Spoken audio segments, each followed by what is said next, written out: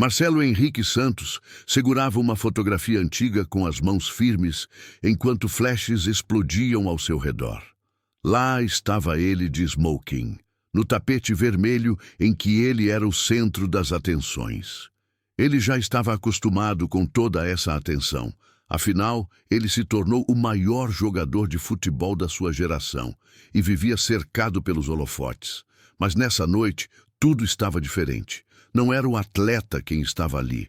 Era o menino autista que estava prestes a expor para 300 milhões de pessoas ao redor do mundo a verdade que ele guardou por 17 anos.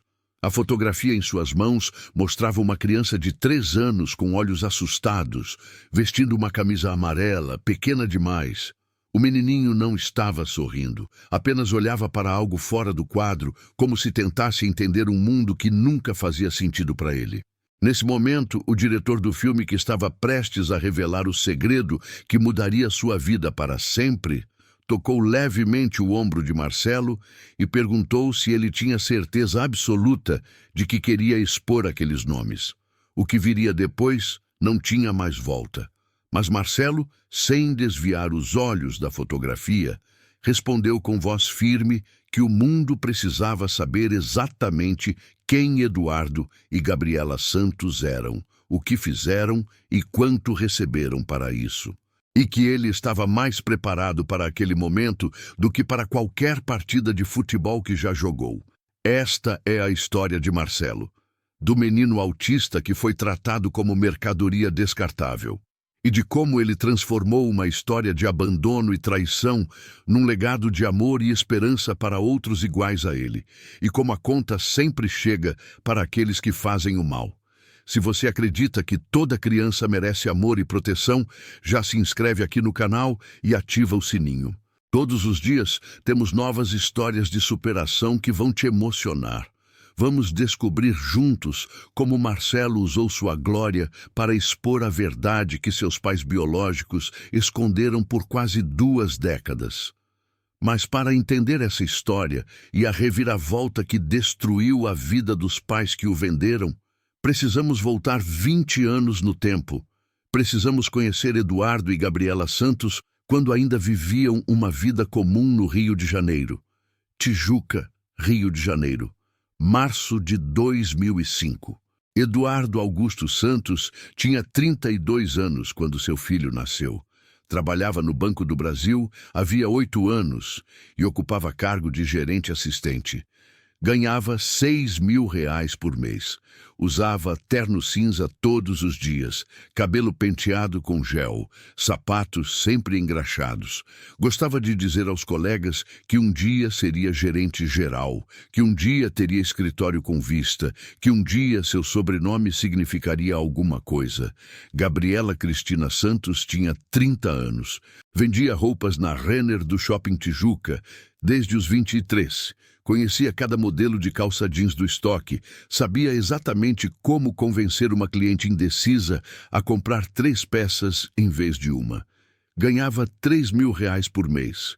Sonhava em ser gerente da loja, em ter casa própria, em ser vista como mulher de sucesso pelas antigas colegas de colégio. Moravam em um apartamento de 2 quartos na Rua Conde de Bonfim. 75 metros quadrados, sala com sofá bege puído, cozinha com azulejos brancos rachados, quarto de casal mobiliado com o que conseguiram comprar em liquidação. O segundo quarto, menor, aguardava a chegada do bebê. Marcelo Henrique Santos nasceu em 15 de maio de 2005, às 6h43 da manhã, na maternidade escola da UFRJ. 3,2 kg, 50 centímetros, parto normal. Gabriela segurou o filho pela primeira vez e chorou dizendo que ele era perfeito, que tinha os olhos do pai, que seria um homem lindo e bem-sucedido. Eduardo fotografou o filho com uma câmera digital barata. Ligou para a mãe dizendo que tinha um herdeiro, que o sobrenome Santos finalmente tinha futuro, que aquele menino seria tudo o que ele não conseguiu ser. Os primeiros meses foram normais. Marcelo chorava, mamava, dormia. Gabriela tirou licença maternidade de 4 meses. Eduardo comprou berço em 12 prestações. Vizinhos trouxeram roupinhas usadas. Dona Célia, a senhora do apartamento ao lado, ofereceu ajuda sempre que precisassem. Mas quando Marcelo completou 6 meses, Gabriela começou a notar coisas estranhas. O bebê não reagia quando ela o chamava pelo nome. Não olhava nos seus olhos quando ela o amamentava. Ficava horas observando as próprias mãos se mexendo no ar, como se estivesse estudando algo invisível. Comentou com a pediatra na consulta de 9 meses. A médica disse que cada criança se desenvolvia no próprio ritmo, que não havia motivo para preocupação ainda, que alguns bebês eram apenas mais quietos que outros. Marcelo completou 1 ano em maio de 2006. Não falava nenhuma palavra, não apontava para objetos que queria.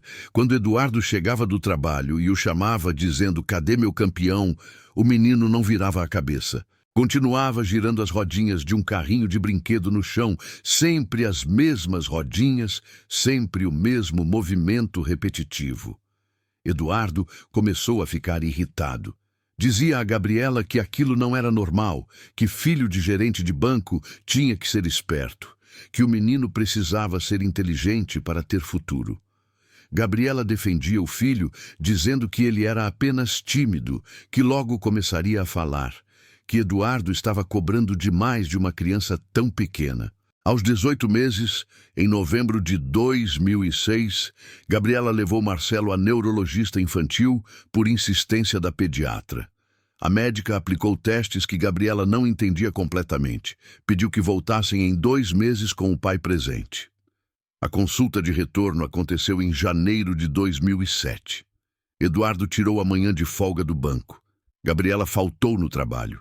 Os dois sentaram em cadeiras desconfortáveis, enquanto a neurologista, doutora Marina Alcântara, explicava com voz suave que Marcelo apresentava sinais claros de transtorno do espectro autista. Gabriela não entendeu de imediato. Perguntou o que significava aquilo, se tinha cura, se era grave. A doutora Marina explicou pacientemente que autismo não era doença, era condição neurológica, que Marcelo processava o mundo de forma diferente, que precisaria de apoio especializado, mas poderia ter vida produtiva e feliz.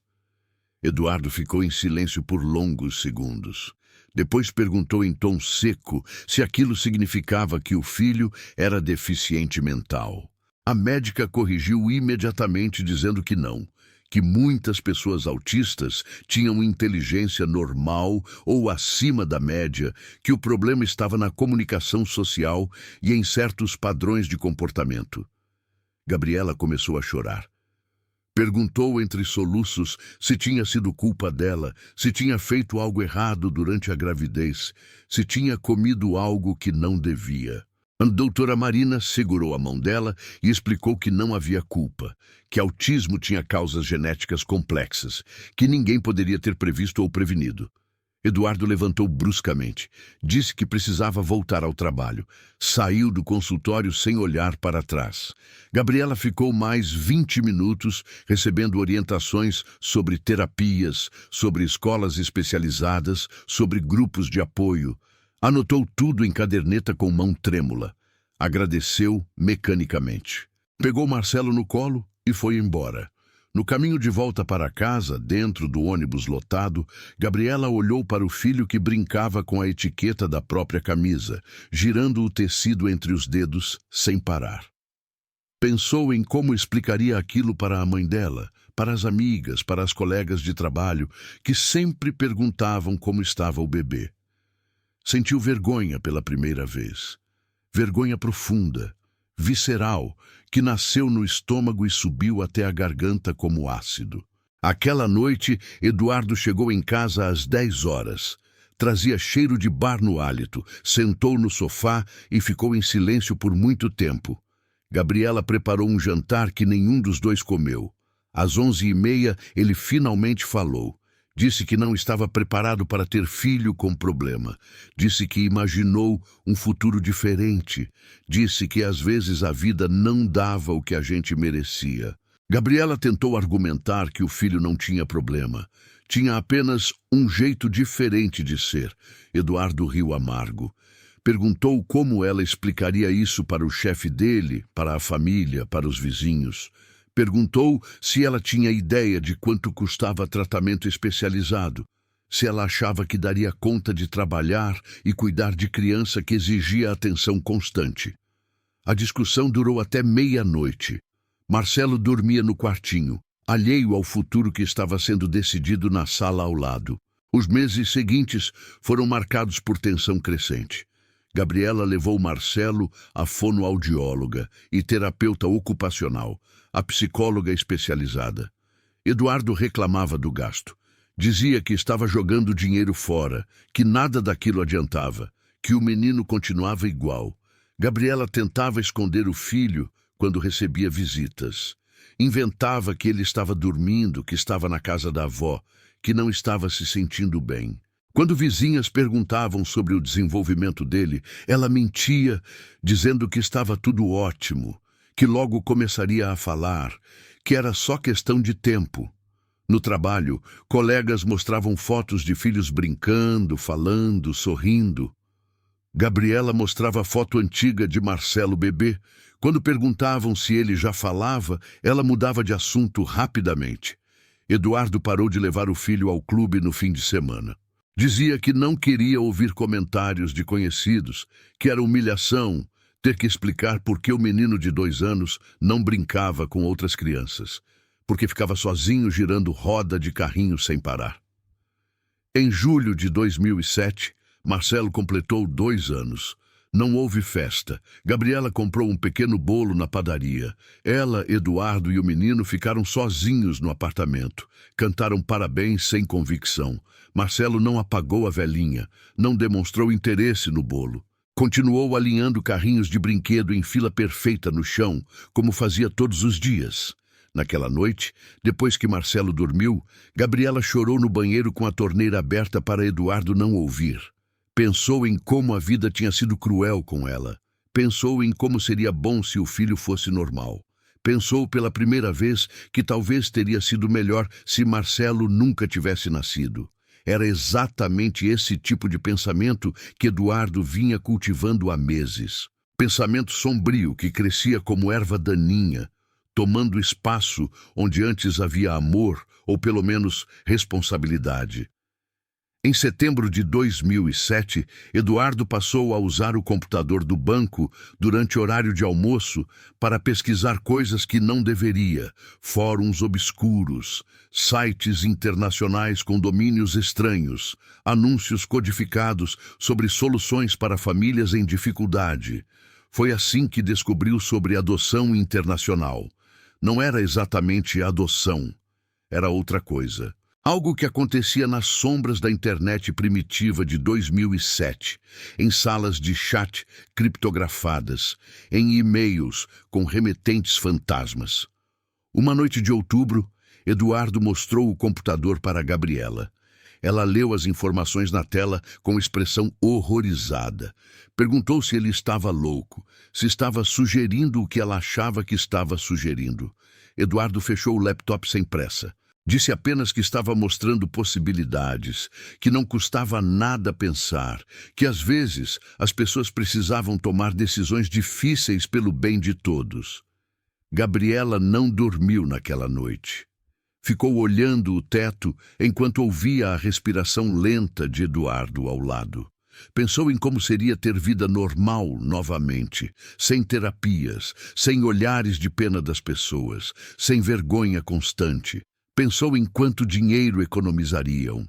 Pensou em como seria vista como mulher livre, sem um filho problemático puxando ela para baixo. Pela primeira vez na vida, Gabriela Cristina Santos considerou seriamente a possibilidade de se livrar do próprio filho. Entre outubro de 2007 e março de 2008, Eduardo e Gabriela construíram uma mentira elaborada. Primeiro para si mesmos, convencendo-se de que estavam fazendo o melhor para Marcelo, de que o menino teria vida melhor com pais preparados para lidar com o autismo, de que, no fundo, aquilo era ato de amor. Depois, construíram mentiras para o mundo. Eduardo fez contato com a agência através de e-mail criptografado. A organização se chamava New Beginnings International Adoption. Tinha site com aparência profissional, logo bonito, depoimentos inventados de famílias felizes. Mas nos termos de serviço, escritos em letras minúsculas que ninguém lia, havia cláusulas que deixavam claro que aquilo não era adoção legal. Era venda. O valor dependia da criança, idade, saúde, aparência. A agência pedia fotos, informações detalhadas, histórico médico. Eduardo enviou tudo. Omitiu o diagnóstico de autismo. Descreveu Marcelo como uma criança saudável, quieta, de fácil cuidado. A resposta veio 3 dias depois. Casal francês se interessou. Pierre e Elise Dubois, ambos na casa dos 40 anos, sem filhos, morando em Lyon. Ofereciam 50 mil euros. A transação precisava acontecer pessoalmente na Europa. A agência forneceria documentação falsa, incluindo certidão de óbito francesa caso os pais biológicos quisessem explicar o desaparecimento da criança. Eduardo calculou a conversão. 50 mil euros equivaliam a 155 mil reais em março de 2008. Era o suficiente para dar entrada em um apartamento melhor. Era o suficiente para comprar carro zero. Era o suficiente para apagar qualquer lembrança de Marcelo Henrique Santos. Gabriela hesitou por 2 semanas. Chorava sozinha no banheiro. Olhava o filho brincando no chão e sentia algo parecido com amor misturado com repulsa. Mas a cada olhar de pena que recebia de vizinhos, a cada pergunta invasiva sobre desenvolvimento do menino, a cada conta de terapia que precisava pagar, a hesitação diminuía. No final de março, ela disse sim. Eduardo comprou passagens para Paris. 2 adultas, uma criança, viagem de 15 dias. Disse à família que estavam realizando um sonho antigo, que tinham juntado dinheiro há anos, que queriam mostrar a Europa para o filho enquanto ele era pequeno. A mãe de Eduardo achou estranho. Perguntou se não era muito gasto para quem sempre reclamava de dinheiro curto. Eduardo garantiu que tinha recebido bônus no banco.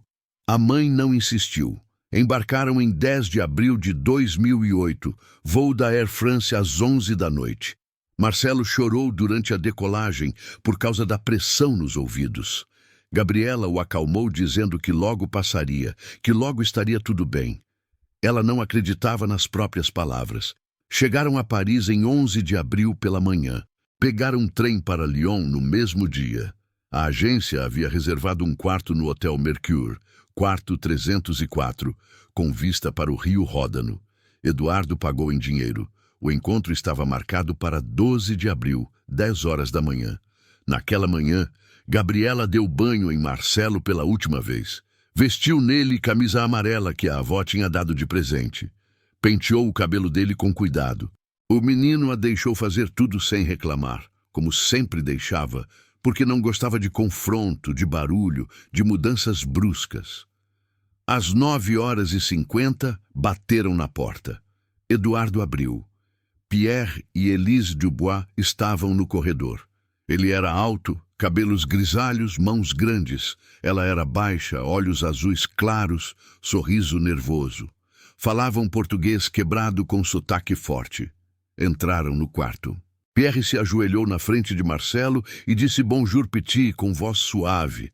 Marcelo não olhou para ele. Continuava girando o carrinho de brinquedo nas mãos, sempre o mesmo movimento circular, sempre a mesma roda. Eduardo abriu uma mala grande que trouxe vazia de propósito. Pierre abriu uma pasta preta de couro, começou a tirar maços de euros, 50, 100, 200. Notas verdes e azuis empilhando-se dentro da mala marrom escura. O som do papel roçando era o único som no quarto além da respiração nervosa de todos. Gabriela contou o dinheiro com mãos que tremiam tanto que precisou recomeçar 2 vezes. 50 mil euros. Estava tudo ali. Elise pegou Marcelo no colo. O menino começou a chorar imediatamente. Não gostava de toque, não gostava de colo de estranhos, não gostava de mudança. Estendeu os bracinhos para Gabriela, dizendo mamãe com voz fina e assustada. Era uma das poucas palavras que sabia falar. Gabriela virou o rosto, literalmente virou o rosto para não ver os olhos do filho. Eduardo assinou o papel em inglês sem ler completamente.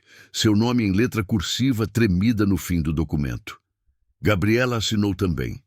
As duas assinaturas que valiam 50 mil euros e condenavam uma criança de 3 anos. Pierre abriu a porta do quarto. Elise saiu com Marcelo nos braços. O menino chorava alto agora, chamava pela mãe, tentava se soltar. O choro ecoou pelo corredor do hotel. A porta se fechou. Silêncio.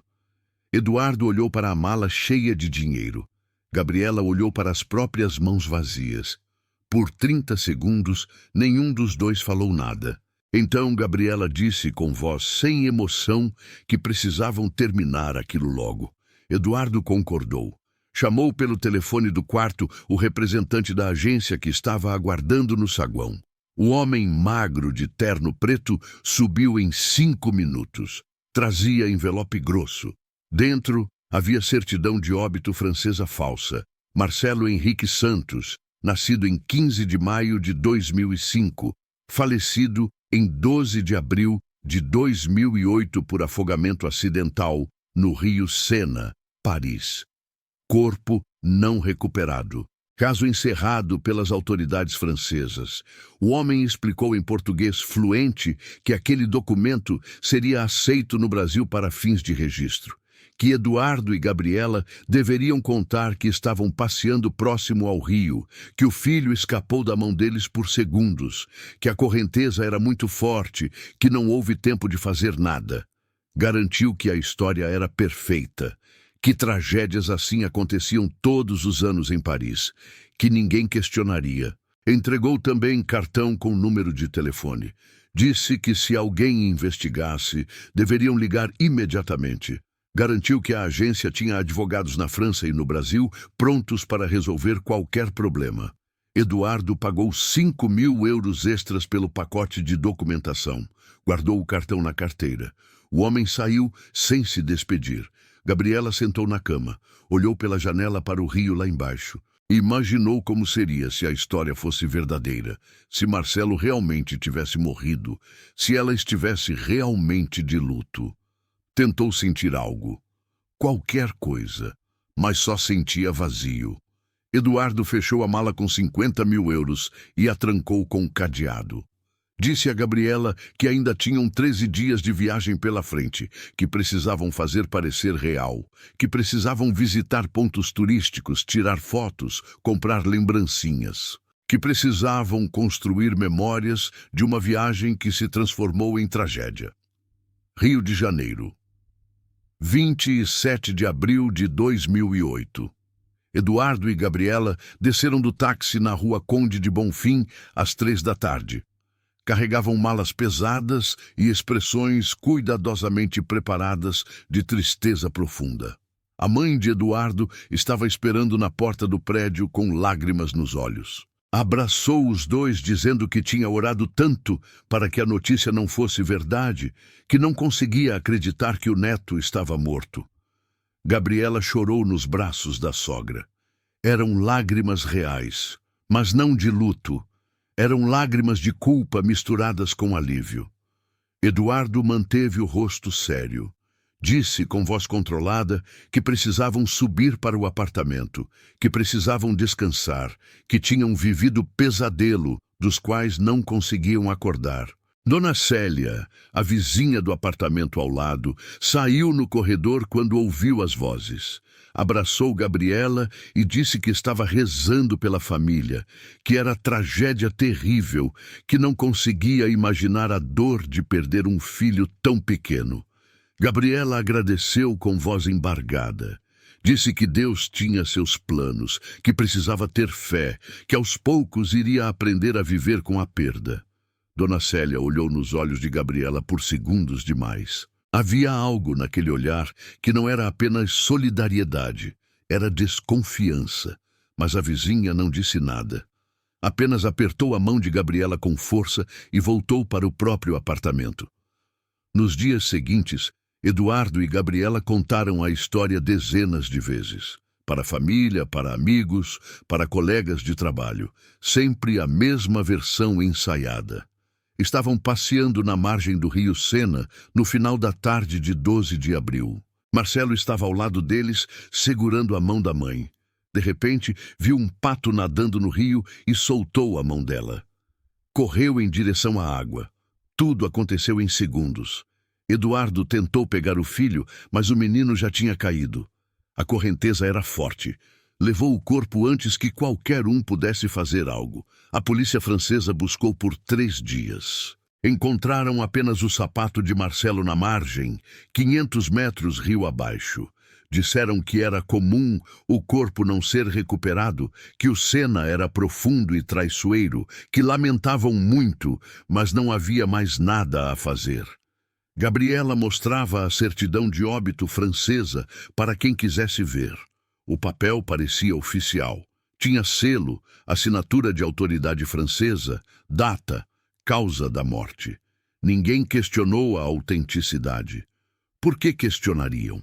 Quem imaginaria que pais fossem capazes de vender o próprio filho e forjar a morte dele? A primeira semana foi de visitas constantes.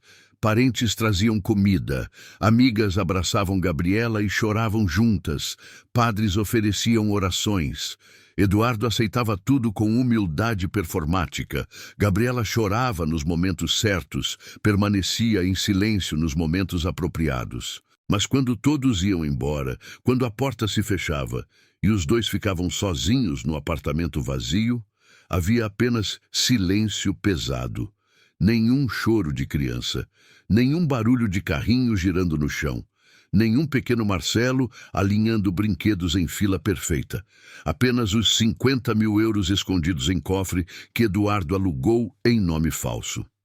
Em maio de 2008, um mês após o suposto afogamento, Eduardo comprou um Volkswagen Golf 0 km.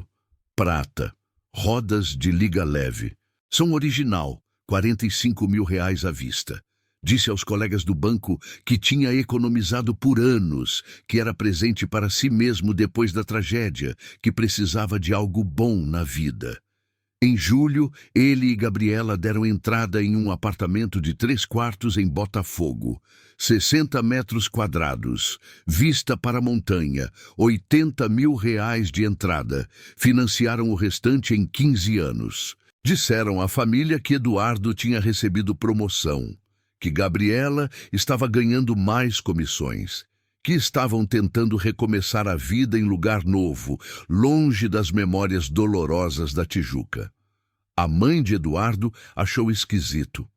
Comentou com a irmã que o filho parecia estar vivendo muito bem para alguém que tinha perdido o filho havia apenas 3 meses. Mas quando confrontou Eduardo, ele respondeu com raiva controlada que cada pessoa lidava com o luto de forma diferente, que ele estava tentando seguir em frente, que seria cruel julgá-lo por isso. A mãe pediu desculpas. Nunca mais questionou. Gabriela voltou a trabalhar na Renner em junho. Colegas foram delicadas nos primeiros dias. Evitavam falar sobre filhos na frente dela. Mudavam de assunto quando alguém comentava sobre crianças. Gabriela agradecia a consideração. Dizia que o trabalho ajudava a manter a cabeça ocupada, que ficar em casa era pior. Mas por dentro, Gabriela sentia um alívio crescente. Não precisava mais esconder Marcelo quando recebia visitas. Não precisava mais inventar desculpas quando perguntavam sobre o desenvolvimento dele. Não precisava mais ver olhares de pena quando falava que o filho tinha autismo. Agora, os olhares eram de pena por motivo diferente. E Gabriela descobriu que preferia ser vista como mãe que perdeu o filho de forma trágica do que como mãe de criança autista. Era um pensamento horrível, mas era verdade. Os meses viraram anos. A história de Marcelo virou apenas menção ocasional. Parentes pararam de trazer o assunto à tona. Colegas de trabalho esqueceram que Gabriela tinha tido filho. A vida seguiu. Eduardo foi promovido a gerente em 2010. Gabriela virou gerente assistente da Renner em 2011. Eles viajavam todos os anos. Cancún, Buenos Aires, Portugal, sempre em hotéis bons, sempre em restaurantes caros, sempre com foto no Instagram mostrando vida feliz de casal sem filhos. Dona Célia, a vizinha antiga, continuou morando no mesmo prédio da Tijuca. Ela via Eduardo e Gabriela quando eles voltavam para visitar a mãe dele. Sempre cumprimentava os dois educadamente, mas nunca deixou de olhar para Gabriela com aquele olhar que dizia: "Eu sei que há algo errado." Em outubro de 2024, 16 anos depois da venda, Dona Célia viu na televisão reportagens sobre um jovem jogador de futebol chamado Marcelo Santos, que estava quebrando recordes na Europa. O sobrenome chamou a atenção dela. A idade do rapaz batia 21 anos, nascido em maio. O rosto tinha traços familiares. Dona Célia pegou foto antiga que tinha guardado de festa de aniversário no prédio em 2007. Marcelo criança estava na foto, ao lado da mãe. Comparou com foto do jogador na televisão. Os olhos eram os mesmos. O formato do rosto era o mesmo. A vizinha sentiu calafrio, mas não disse nada a ninguém. Ainda não. Enquanto Eduardo e Gabriela viviam confortavelmente no Rio de Janeiro, gastando dinheiro que ganharam vendendo o próprio filho, Marcelo estava do outro lado do oceano, construindo vida que ninguém imaginava possível. Lyon, França. Abril de 2008. Pierre e Elise Dubois levaram Marcelo para casa em um apartamento amplo de 3 quartos. Varanda com flores. Paredes pintadas de amarelo claro. O casal tinha preparado um quarto para a criança durante semanas. Cama pequena com lençóis azuis, prateleira cheia de livros infantis em francês, caixa de brinquedos no canto. Marcelo chorou durante 3 dias seguidos. Não entendia onde estava, não reconhecia as pessoas ao redor, não falava francês. Só repetia mamãe, mamãe em português, procurando por Gabriela que nunca aparecia. Élise segurava o menino enquanto ele chorava. Cantava canções de ninar em francês que ele não entendia. Pierre tentava fazer ele comer, mas Marcelo recusava tudo. Apenas se encolhia no canto do quarto, abraçando o carrinho de brinquedo que tinha trazido do Brasil. No 5º dia, Élise levou Marcelo à pediatra. A médica examinou o menino e percebeu imediatamente que ele tinha desenvolvimento atípico. Fez perguntas sobre histórico médico. Pierre e Elise não sabiam responder. A agência não tinha fornecido nenhuma informação sobre autismo. Tinham sido enganados. A pediatra encaminhou para neurologista. Dr. Jean Leblanc examinou Marcelo em maio de 2008 e confirmou o diagnóstico de transtorno do espectro autista moderado. Explicou a Pierre e Elise que o menino precisaria de terapias intensivas, de paciência extrema, de amor incondicional. Pierre olhou para Elise naquela noite. Disse que podiam devolver o menino para a agência, que tinham sido enganados sobre a condição dele, que ninguém os julgaria por desistir.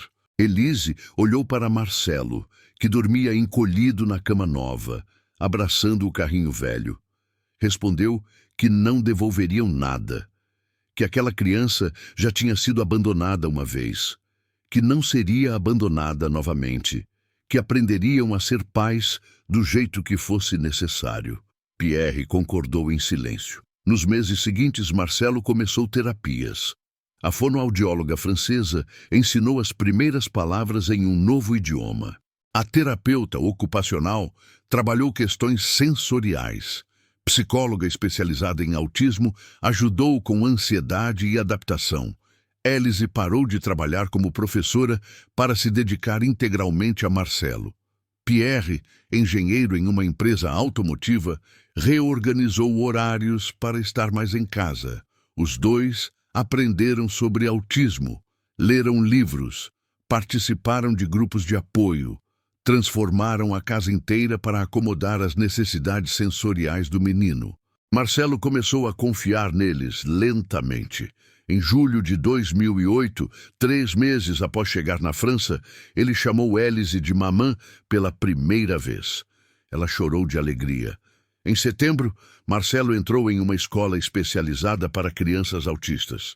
Tinha 5 alunos na turma, 2 professores, ambiente controlado, rotina previsível. Marcelo se adaptou surpreendentemente bem. Foi nessa escola, em outubro de 2008, que aconteceu a descoberta que mudaria tudo. Durante o recreio, professor de educação física deixou bola de futebol no pátio. Marcelo, que tinha 3 anos e meio, pegou a bola e começou a chutá-la contra a parede. O professor observou distraído no começo, mas, depois de 5 minutos, percebeu algo extraordinário. Marcelo não errava nunca. A bola sempre voltava exatamente para os pés dele. Sempre. O menino chutava, a bola batia na parede, voltava. Chutava de novo, batia, voltava. 20 chutes, 30, 40, sempre no mesmo lugar, sempre com precisão milimétrica. O professor chamou a diretora da escola. Ela assistiu por 10 minutos. Depois ligou para Pierre, pedindo que viesse urgentemente. Pierre chegou 1 hora depois. Marcelo continuava chutando a bola. Pierre pediu que o filho mirasse em ponto específico da parede. Marcou X com giz. Pediu que Marcelo chutasse ali. O menino chutou. Acertou exatamente no X. Pierre marcou outro X em lugar diferente. Marcelo acertou novamente. Marcou 10 X's espalhados pela parede. Marcelo acertou todos os 10 sem errar nenhum. Aquela noite, Pierre pesquisou sobre a síndrome de Savant. Descobriu que algumas pessoas autistas desenvolvem habilidades extraordinárias em áreas específicas. Memória fotográfica, cálculo mental impossível, capacidade musical sobre-humana. E, em casos raros, processamento espacial e motor absolutamente perfeito. Marcelo tinha esse dom. Conseguia calcular trajetória, força, ângulo, velocidade. Tudo instantaneamente, sem pensar.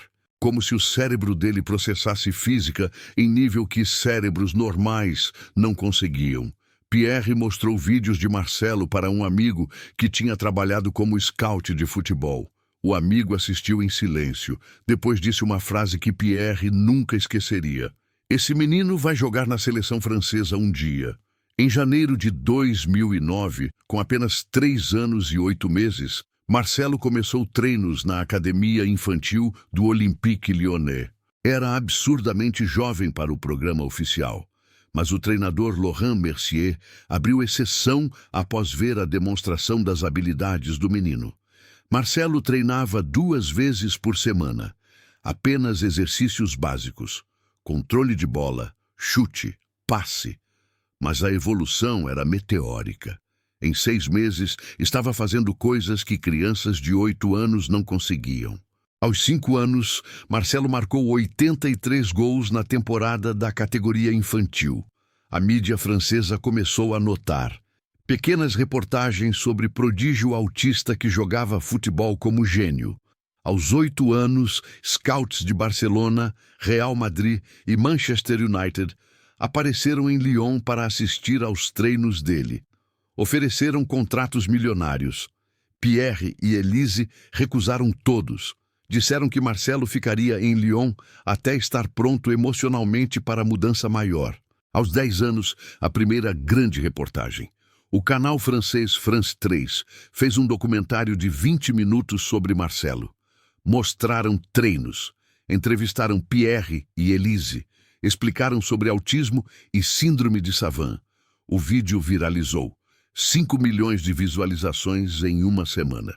Aos 13 anos, em maio de 2018, Marcelo assinou o primeiro contrato profissional com o Olympique Lyonnais. Salário de 15 mil euros por mês. Contrato de 3 anos. Ele era o jogador profissional mais jovem da história do clube. Estreou no time principal aos 14 anos, em setembro de 2019. Entrou no segundo tempo de jogo contra Marseille. Marcou 2 gols em 20 minutos. Estádio inteiro de pé aplaudindo. Comentaristas franceses gritando que estavam assistindo ao nascimento da lenda. Aos 16 anos, chamado para a seleção sub-17 da França. Marcou 12 gols em 8 jogos. Aos 17 anos, o Paris Saint-Germain pagou 25 milhões de euros para contratar ele. Salário de 100 mil euros por mês. Apartamento em Paris. Motorista. Segurança pessoal. Élise e Pierre se mudaram para Paris para estar perto dele. Aos 18 anos, convocado para a seleção principal francesa. Copa do Mundo de 2023. França campeã. Marcelo foi artilheiro com 8 gols. Prêmio de melhor jogador jovem do torneio. Aos 19 anos, Real Madrid pagou 150 milhões de euros para contratar ele. Maior transferência de jogador jovem da história. Salário de 500 mil euros por mês. Marcelo era oficialmente o jogador mais valioso do mundo. Durante toda essa ascensão meteórica, Marcelo não falou publicamente sobre o passado. Dizia apenas que nasceu no Brasil. Foi adotado por família francesa aos 3 anos. Que Pierre e Élise eram os únicos pais que conhecia. Ninguém questionava, ninguém investigava. Adoção internacional era comum. Não havia motivo para desconfiar. Mas Marcelo sabia a verdade. Pierre e Élise tinham contado tudo quando ele completou 15 anos. Mostraram documentos da agência, explicaram sobre 50 mil euros, disseram nomes completos dos pais biológicos. Eduardo Augusto Santos, Gabriela Cristina Santos. Marcelo ouviu tudo em silêncio. Não chorou, não gritou, apenas disse obrigado por me contar e nunca mais tocou no assunto durante 3 anos. Mas por dentro, algo mudou naquele dia. Raiva fria começou a crescer. Raiva que ele cultivou cuidadosamente. Raiva que esperou pacientemente o momento certo para se transformar em vingança. Rio de Janeiro. Março de 2025. Eduardo Augusto Santos tinha 52 anos. Continuava trabalhando na mesma agência do Banco do Brasil. Gabriela já tinha 50 anos. Era gerente de uma loja de bairro que vendia biquínis e roupas de praia. Não tiveram outros filhos. Os dois viviam bem, não eram ricos, mas conseguiam pagar as contas. Mas um vazio sempre esteve presente na vida deles. Um vazio que nada nem ninguém podia suprir. Viviam em uma mentira terrível que jamais se esqueceram, mas nunca tocavam no assunto Marcelo. Eles agora tinham novos amigos. Amigos que não sabiam nada sobre Marcelo.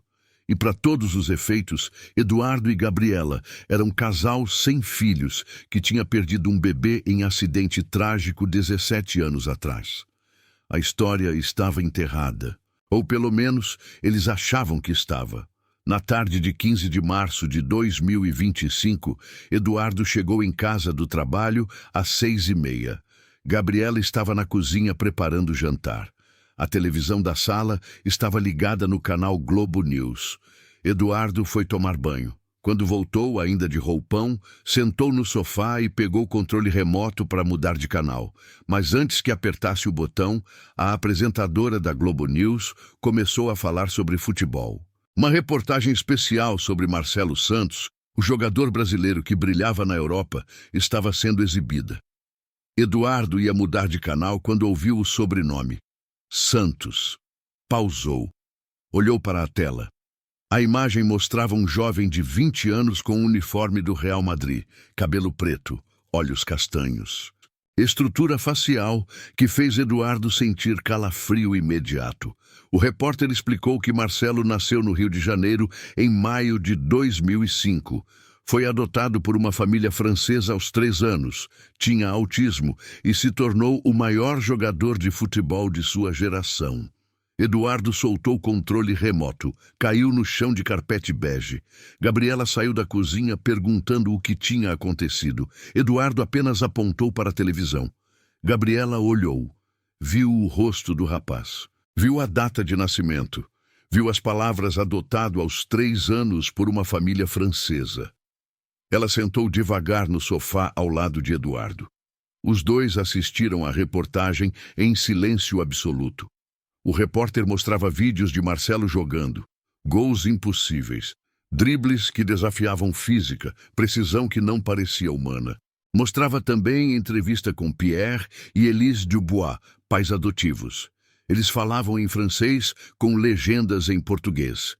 Diziam que adotaram Marcelo quando ele tinha 3 anos, que descobriram o autismo depois, que dedicaram a vida inteira a ajudá-lo a desenvolver talento extraordinário. Não mencionaram a agência, não mencionaram os valores, não mencionaram Eduardo e Gabriela, mas Eduardo e Gabriela sabiam. Sabiam com certeza absoluta. Aquele era Marcelo Henrique Santos, o filho que venderam por 50 mil euros 17 anos atrás. A reportagem terminou. Eduardo desligou a televisão. Silêncio pesado tomou conta da sala. Gabriela olhou para as próprias mãos tremendo. Eduardo ficou olhando para a tela preta da TV como se ainda pudesse ver o rosto do filho ali. Gabriela quebrou o silêncio primeiro. Disse com voz fina que ninguém sabia, que a reportagem não mencionou nada sobre eles, que estavam seguros. Eduardo não respondeu imediatamente. Apenas continuou olhando para a tela. Depois disse com voz sem emoção que precisavam ter cuidado, que não podiam comentar nada com ninguém, que precisavam torcer para a história nunca vir à tona. Gabriela concordou. Os dois foram jantar, mas não conseguiram comer nada. Foram dormir, mas não conseguiram dormir. Ficaram acordados no escuro, cada um perdido nos próprios pensamentos. Eduardo pensava em quanto dinheiro gastaram, quanto daqueles 50 mil euros ajudou a construir a vida que tinham agora. O apartamento, o carro, tudo manchado com a culpa que nunca admitiu antes, mas que agora pressionava o peito dele como peso de concreto. Gabriela pensava no rosto de Marcelo pequeno chorando e gritando "Mamãe!", enquanto Élise o carregava para fora do quarto em Lyon. Pensava em quantas vezes dormiu tranquila depois daquele dia, quantas vezes riu, quantas vezes foi feliz enquanto o filho que vendeu crescia do outro lado do oceano. Nas semanas seguintes, Eduardo e Gabriela pesquisaram obsessivamente sobre Marcelo.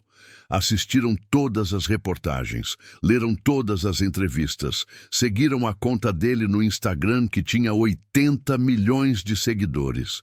Viram fotos dele com troféus, com seleção francesa, com Pierre e Elise, sempre sorrindo, sempre feliz, sempre cercado de amor que Eduardo e Gabriela nunca deram a ele.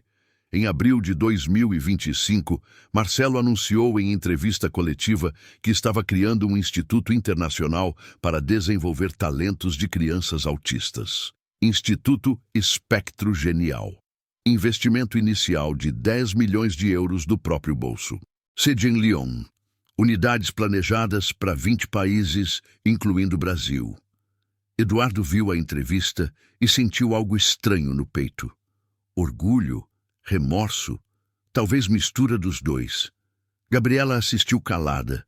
Pensou em como explicaria para amigas se descobrissem que Marcelo era filho dela, que ela tinha vendido ele, que forjou a morte dele. Pensou em quanto tempo de prisão pegaria se verdade viesse à tona. Maio chegou. 16 de maio de 2025, aniversário de Marcelo. 20 anos. Eduardo acordou naquela manhã pensando que o filho dele estava fazendo aniversário. Primeiro aniversário em 20 anos que Eduardo estava consciente da existência de Marcelo vivo. Gabriela também lembrou. Não falaram sobre isso um com o outro, apenas seguiram a rotina normal. No trabalho, Eduardo não conseguiu se concentrar. Ficava olhando o celular compulsivamente, checando o Instagram de Marcelo, procurando notícias sobre ele. Às 3 da tarde, o telefone de Eduardo tocou. Número desconhecido. Atendeu hesitante. Voz masculina em francês quebrado perguntou se eu estava falando com Eduardo Augusto Santos. Eduardo confirmou. O homem se apresentou como Thierry Moreau, produtor de cinema francês. Disse que estava trabalhando em um projeto de filme biográfico sobre Marcelo Santos. Disse que gostaria de conversar com Eduardo sobre o período de infância do jogador no Brasil. Eduardo desligou o telefone com a mão tremendo tanto que quase derrubou o aparelho. Ligou imediatamente para Gabriela. Disse que precisavam conversar urgentemente. Marcaram encontro às 7 da noite em café distante, onde ninguém os conhecia. Quando se sentaram na mesa do fundo do café escuro, Eduardo contou sobre a ligação. Gabriela ficou pálida. Perguntou se o produtor mencionou alguma coisa sobre venda, sobre agência, sobre dinheiro. Eduardo disse que não, que o homem apenas falou sobre infância no Brasil. Gabriela disse que não podiam atender, que precisavam fingir que não existiam. Eduardo concordou, mas os dois sabiam que algo havia mudado, que Marcelo estava procurando o passado e que quando ele encontrasse toda a verdade, não haveria lugar no mundo onde Eduardo e Gabriela pudessem se esconder. Lyon, França, junho de 2024, um ano antes. Marcelo Santos estava sentado em um escritório de vidro no Instituto Espectro Genial que acabara de inaugurar. Jean-Luc Bernard, diretor francês premiado em Cannes 3 vezes, estava sentado na cadeira na frente dele. Entre os dois, contrato de 100 páginas para a produção de filme biográfico. Jean-Luc explicava que queria contar a história completa, desde o nascimento no Brasil até a glória mundial. Queria mostrar autismo não como limitação, mas como diferença que podia ser extraordinária. Queria inspirar milhões de famílias que tinham crianças autistas. Marcelo ouviu tudo em silêncio. Quando Jean-Luc terminou a apresentação de 2 horas, Marcelo fez uma única pergunta. Posso decidir exatamente o que entra no filme? Jean-Luc disse que sim, que era a história de Marcelo, que ele teria controle criativo absoluto. Marcelo assinou o contrato, mas não contou a Jean-Luc ainda sobre a parte mais importante da história, sobre Eduardo e Gabriela, sobre 50 mil euros, sobre venda, sobre farsa. Marcelo guardou essa informação durante meses. Participou de reuniões de roteiro, assistiu gravações, viu atores interpretando Pierre e Elise. Viu um ator mirim interpretando ele mesmo criança. Em dezembro de 2024, 6 meses após o início do projeto, Marcelo chamou Jean-Luc para jantar particular. Levou pasta grossa cheia de documentos. Colocou sobre a mesa do restaurante vazio que Marcelo alugou só para eles dois. Abriu a pasta. Mostrou o primeiro documento, e-mails entre Eduardo e a agência New Beginnings. Jean-Luc leu em silêncio. A expressão mudou de curiosidade para horror. Marcelo mostrou o segundo documento. Transferência bancária de 50 mil euros para a conta da agência, originada da conta de Eduardo Augusto Santos em abril de 2008. Terceiro documento, certidão de óbito falsa francesa. Quarto documento, contrato de transferência de custódia assinado por Eduardo e Gabriela em 12 de abril de 2008. Jean-Luc terminou de ler tudo. Olhou para Marcelo com expressão de quem não conseguia processar completamente o que acabara de descobrir. Perguntou onde Marcelo conseguiu aqueles documentos.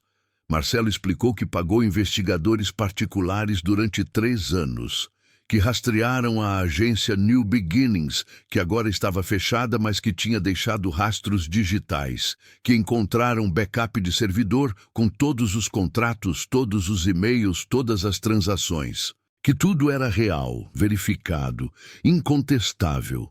Jean-Luc perguntou se Marcelo tinha certeza de que queria expor isso publicamente. Explicou que seria devastador para Eduardo e Gabriela, que provavelmente resultaria em investigação criminal, que família biológica de Marcelo poderia ir para a prisão. Marcelo respondeu com voz calma, mas firme. Esse é exatamente o objetivo. Disse que Eduardo e Gabriela tinham vivido 17 anos confortavelmente com dinheiro que ganharam vendendo ele, que contaram para todos que filho morreu tragicamente, que nunca sentiram remorso suficiente para confessar, que usaram luto falso como ferramenta social. Disse que queria o mundo inteiro sabendo exatamente quem Eduardo Augusto Santos e Gabriela Cristina Santos eram. Queria nomes completos, fotos antigas, evidências irrefutáveis. Queria que jamais pudessem esconder o que fizeram. Jean-Luc ficou em silêncio por longos minutos. Depois disse que faria o filme, mas que precisava ter certeza de que Marcelo entendia as consequências, que isso mudaria a vida de todos envolvidos para sempre. Marcelo disse que entendia perfeitamente e que era exatamente o que ele queria. Pierre e Elise souberam das intenções de Marcelo em janeiro de 2025. Sentaram com ele na sala do apartamento em Paris. Elise segurou a mão do filho e perguntou se ele tinha certeza, se vingança valeria a dor que ele revisitaria. Marcelo explicou que não era só vingança. Era justiça, era garantir que outras crianças autistas não fossem tratadas como fardo descartável. Era mostrar para o mundo que Eduardo e Gabriela não eram vítimas de tragédia, eram criminosos que venderam filho por dinheiro. Pierre concordou. Disse que apoiaria Marcelo em qualquer decisão. Elise chorou, mas também concordou. Disse que Eduardo e Gabriela precisavam enfrentar consequências. A filmagem começou em fevereiro de 2025. Parte brasileira foi gravada no Rio de Janeiro. A produção alugou um apartamento parecido com aquele onde Eduardo e Gabriela moravam na Tijuca. Contratam atores brasileiros para interpretar Eduardo e Gabriela. Jean-Luc contratou o melhor ator brasileiro que conseguiu encontrar para o papel de Eduardo. Homem de 50 anos com habilidade assustadora de transmitir crueldade sutil. Atriz de 48 anos interpretou Gabriela. Ela estudou vídeos de mães rejeitando filhos. Chorou durante as gravações. A cena da venda em Lyon foi filmada em abril. Jean-Luc recriou 4304 do Hotel Mercure, exatamente como era em 2008. Usou o ator mirim autista de 4 anos para interpretar Marcelo. O menino realmente chorou quando a atriz que interpretava Gabriela virou o rosto dele. Não estava atuando. Estava reagindo. Jean-Luc cortou a cena depois de 3 takes. Disse que estava perfeito e que nunca vira nada tão dolorosamente real em 40 anos de cinema. Edição levou 2 meses. Jean-Luc trabalhou 20 horas por dia. Criou um filme de 2 horas e 46 minutos que contava a história completa, do nascimento até a glória, passando pela venda, pela farsa, pela ressurreição. O título do filme, 50 mil euros da dor à glória. Trailer foi lançado em maio de 2025. Viralizou imediatamente. 50 milhões de visualizações em 24 horas. 100 milhões em uma semana, comentários em dezenas de idiomas, todos expressando horror, raiva, descrença. Nomes completos apareciam no trailer. Eduardo Augusto Santos, Gabriela Cristina Santos, fotos antigas deles, documentos mostrando transferência de 50 mil euros. No Rio de Janeiro, o telefone de Eduardo começou a tocar sem parar. Jornalistas, desconhecidos, pessoas gritando assassino, ligações anônimas ameaçando violência. Gabriela trancou-se em casa, fechou cortinas, desligou o celular. Mas podia ouvir vizinhos gritando no corredor, ouviu alguém batendo na porta chamando ela de monstro. Eduardo tentou ir trabalhar no dia seguinte ao lançamento do trailer. Chegou no banco às 8 da manhã. Gerente regional estava esperando na porta. Disse com expressão dura que Eduardo estava suspenso indefinidamente. Que investigação interna estava sendo aberta. Que polícia federal queria falar com ele. Eduardo voltou para casa. Paparazzi estavam na porta do prédio. Câmeras, microfones, perguntas gritadas. Quanto vocês ganharam? Como puderam fazer isso? Onde está o dinheiro agora? Eduardo empurrou as câmeras e entrou correndo no prédio. Subiu para o apartamento. Gabriela estava sentada no chão da sala chorando. Disse entre soluços que tinha acabado de ser demitida por telefone. Que gerente regional da Renner disse que a empresa não podia manter funcionária envolvida em escândalo internacional. Que réu presumido era radioativo para a marca. Eduardo sentou ao lado dela. Os dois ficaram no chão da sala por horas, sem falar, apenas ouvindo telefones tocando. porta sendo batida. Gritos no corredor. Às 7 da noite, 2 agentes da Polícia Federal bateram na porta. Eduardo abriu. Eles mostraram mandado de busca e apreensão. Entraram no apartamento. Levaram computadores, documentos financeiros, telefones, passaportes.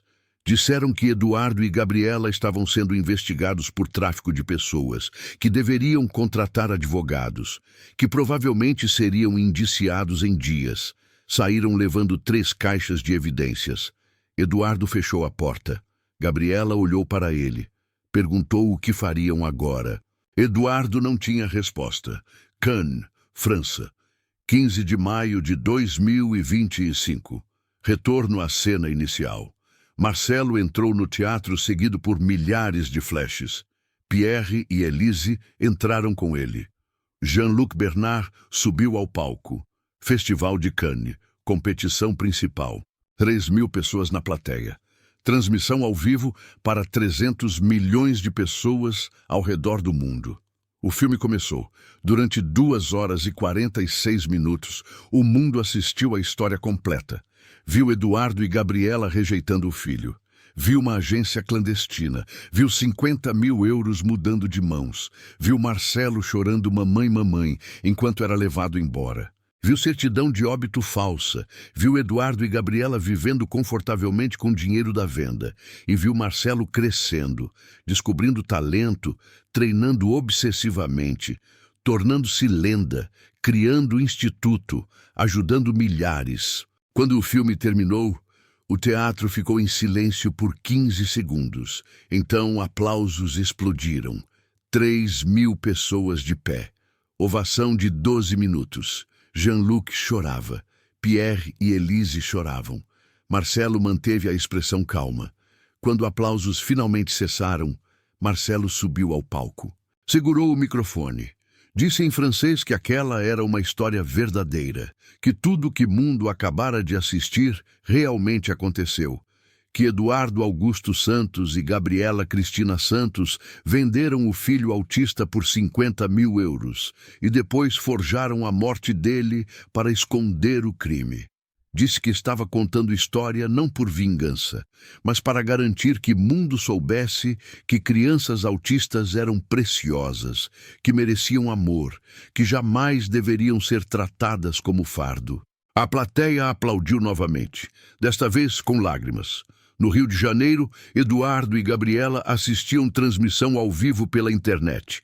Viram filho que venderam 17 anos atrás, expondo eles para 300 milhões de pessoas. Viram documentos. Viram atores recriando venda. Viram os próprios nomes em letras gigantes na tela. Telefones começaram a tocar novamente. Desta vez, eram ameaças de morte. Alguém jogou pedra na janela. Vidro quebrou. Gabriela gritou. Eduardo foi até a janela quebrada. Olhou para a rua. Multidão estava se formando na frente do prédio. Talvez 200 pessoas, segurando cartazes, gritando assassinos, monstros, vendedores de crianças. Eduardo fechou as cortinas. Trancou todas as portas. Disse a Gabriela que precisavam sair do país. Gabriela disse que os passaportes estavam com a Polícia Federal. Eduardo percebeu então que não havia saída, que a dívida que tinham com Marcelo agora precisava ser paga. Rio de Janeiro, junho de 2025. Eduardo Augusto Santos e Gabriela Cristina Santos foram indiciados por tráfico de pessoas uma semana após estreia do filme. A Promotoria Federal apresentou evidências fornecidas por equipe de Marcelo, e-mails, transferências bancárias, documentos falsos, testemunho de investigadores. Advogados tentaram argumentar que crime tinha prescrito após 17 anos. Juíza rejeitou o argumento.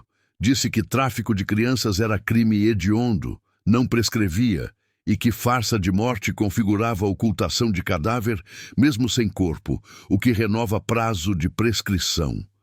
A primeira audiência aconteceu em julho. O tribunal estava lotado. Jornalistas, ativistas, famílias de crianças autistas. Dona Célia, antiga vizinha, estava na primeira fila. Quando Eduardo e Gabriela entraram algemados, ela gritou e eu sempre soube que tinha algo errado. Gabriela chorou durante a audiência inteira. Eduardo manteve o rosto sem expressão. A promotora apresentou provas durante 4 horas. Mostrou um vídeo de Marcelo chorando, "Mamãe", recriado no filme. Mostrou transferência de 50 mil euros. Mostrou certidão falsa. No final, a promotora disse que aquilo não era apenas crime contra Marcelo. Era crime contra todas as crianças autistas do Brasil. Era a mensagem de que crianças diferentes eram descartáveis e que Eduardo e Gabriela precisavam pagar o preço máximo permitido por lei. Pediu 12 anos de prisão para cada um. A defesa tentou humanizar Eduardo e Gabriela. Disse que estavam desesperados, que não tinham apoio, que tomaram uma decisão terrível sob pressão extrema. Juíza interrompeu o advogado. Disse que despreparo não justificava vender criança por dinheiro. O julgamento foi marcado para setembro. Durante 2 meses de espera, Eduardo e Gabriela viveram um inferno social. Foram expulsos do prédio onde moravam. Síndico convoca a Assembleia Extraordinária. 80% dos moradores votaram pela expulsão imediata por quebra de cláusula moral. Tiveram que alugar uma casa pequena em um subúrbio distante. Ninguém queria ser visto perto deles. Amigos bloquearam contatos. A família cortou relações. A mãe de Eduardo disse em entrevista para jornal que não reconhecia mais o filho, que estava envergonhada, que rezava para que justiça fosse feita. Gabriela tentou fazer um vídeo público pedindo perdão. Postou no YouTube. 50 milhões de visualizações em 3 dias, 15 milhões de dislikes. Os comentários eram unanimemente cruéis. Diziam que ela merecia prisão perpétua, que merecia morrer, que era pior que animais porque pelo menos animais protegem filhotes. Eduardo não tentou pedir perdão. Apenas disse em única entrevista que não era monstro, que tinha feito o que achou melhor na época, que passou 17 anos vivendo com culpa. A entrevista teve 20 milhões de visualizações, 98% de dislikes. Em setembro de 2025, o julgamento final. Marcelo foi chamado como testemunha. Ele voou de Madrid para Rio, especialmente para depor. Entrou no tribunal cercado por seguranças. Fotógrafos do mundo inteiro registraram o momento. Marcelo sentou na cadeira de testemunha.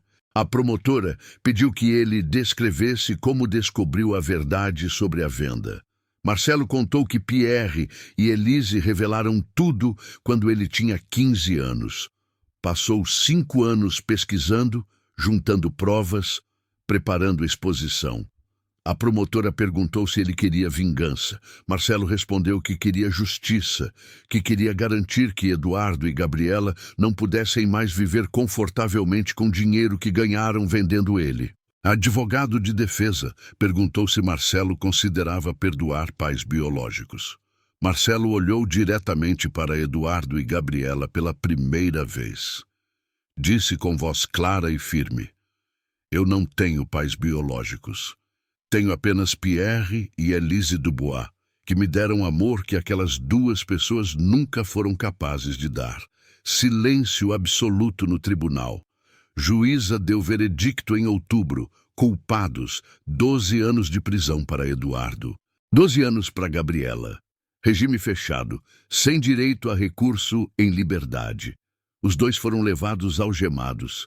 Gabriela chorava. Eduardo olhava para frente com expressão vazia. Marcelo assistiu de camarote reservado. Quando a sentença foi lida, ele não sorriu, não comemorou. Apenas ficou sentado em silêncio. Pierre e Elise estavam ao lado dele. Elise segurou a mão do filho. Disse que estava orgulhosa dele. Marcelo respondeu que justiça tinha sido feita, mas a verdadeira vitória não foi a prisão de Eduardo e Gabriela. Era fato de que milhões de famílias ao redor do mundo agora sabiam que crianças autistas mereciam amor incondicional. O Instituto Espectro Genial recebeu uma onda de doações após julgamento. 50 milhões de euros em 2 meses. Marcelo expandiu o instituto para 40 países: Brasil, Argentina, México, Japão e Índia. Em cada país, crianças autistas recebiam treinamento em áreas onde demonstravam talento excepcional.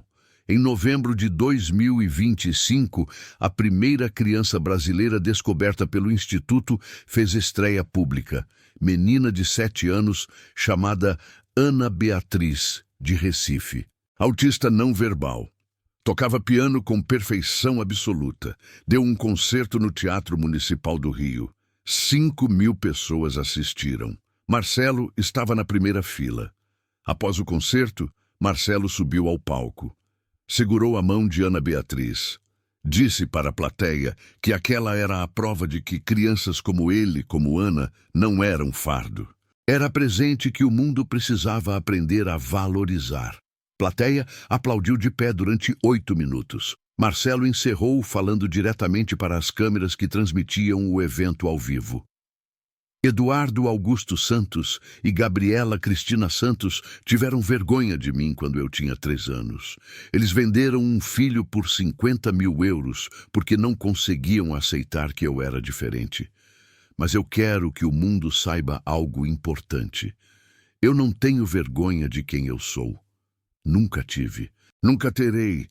Ser autista não é defeito, é apenas um jeito diferente de existir.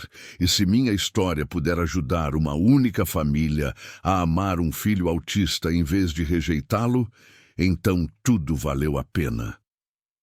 Aplausos explodiram novamente.